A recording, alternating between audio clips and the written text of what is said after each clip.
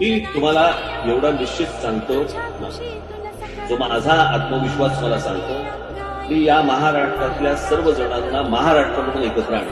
आलेल्या सगळ्यांचं खूप खूप स्वागत.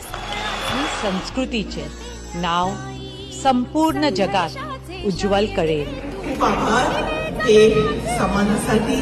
आणि मी हे अवॉर्ड एक असं दिग्दर्शकाला देते आहे. ती मला माहित नाही आहे, किंतु मी शिकतो मराठी. मला मराठी माहित आहे.